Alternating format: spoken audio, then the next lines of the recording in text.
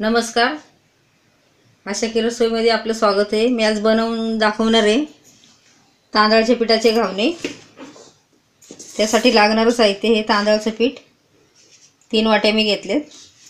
हे तेल, हा एक कांदा तेल लावण्यासाठी, हे मीठ चवीनुसार आणि पाणी.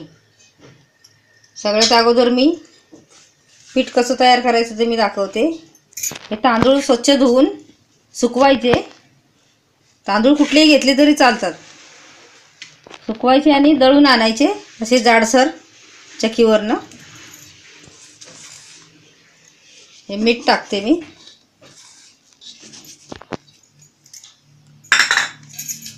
तांदूळ चांगले उन्हात सुकवायचे. आता हे पीठ तयार करते.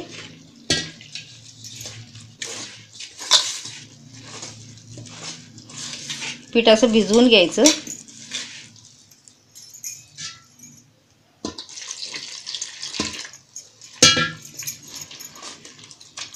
पाणी ओतून. पीठ जास्त घट्ट नाही ठेवायचं आणि अशी गुठळी राहिली नाही पाहिजे पिठामध्ये.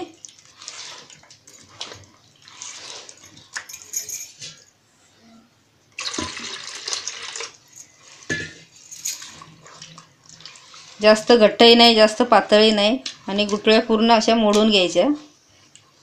मी आता हे तयार करते पीठ.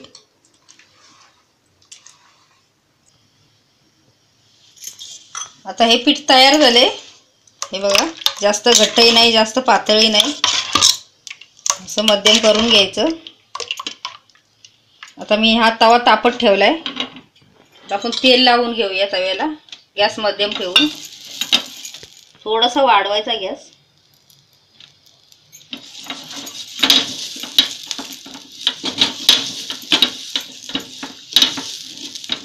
सर्व बाजूने तेल चांगलं लावून घ्यायचं.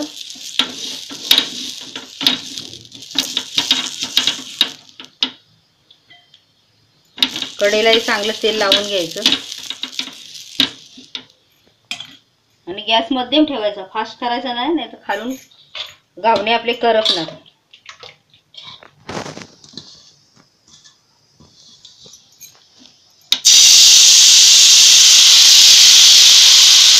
असे घावणे घालून घ्यायचे.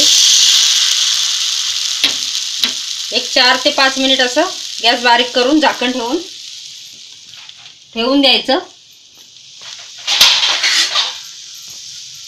असं झाकण ठेवायचं.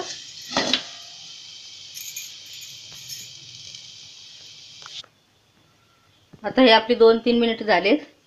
काढून बघूया. हे पहा, चांगला खरपूस भाजलाय आणि निघून पण आलाय चांगला. दुसऱ्या बाजूनी पलटी करायची काही गरज नाही आणि टाकताना ही अशी पाटी घ्यायची, ही अशी, आणि उलटी पाटी ठेवून त्याच्यावर हे टाकायचं, म्हणजे पूर्ण वाफ निघून जाते. मी आता असेच करून घेते.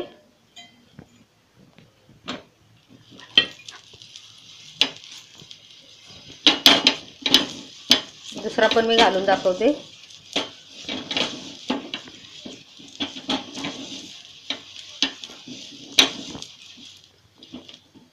एक 2 किलो तांदूळ स्वच्छ धुवून सुकवले आणि दळून आणले ना, भरभरीत दळून आणायचे. या आयत्या टायमाला कधी आपल्याला असे पीठ बनवून करता येतात.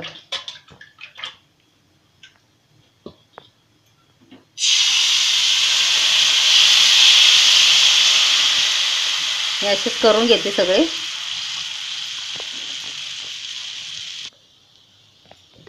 आता आपला हा दुसराही घावणा तयार आहे काढून घेण्यासाठी. पहिला हा आपण टाकलेला असतो ना, दुसरा तयार झाला ना की ह्याची अशी घडी फोल्ड मारून ठेवायचा साईडला आणि हा काढायचा. तुम्हाला आवडत असेल ना, वरून थोडं थोडं तेल सोडलं तरी चालतं.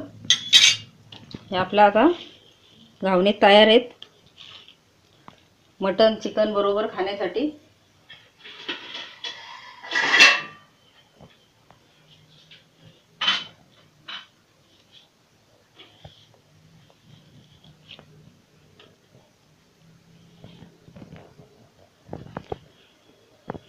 मस्त गरमागरम घावणे तयार आहेत.